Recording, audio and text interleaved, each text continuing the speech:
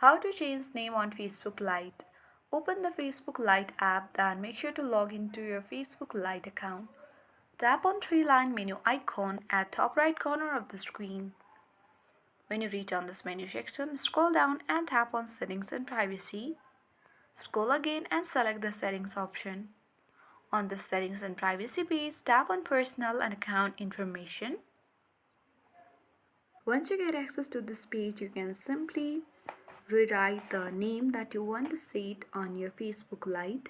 You can tap on the first name and you can delete it and name the other name that you wish to.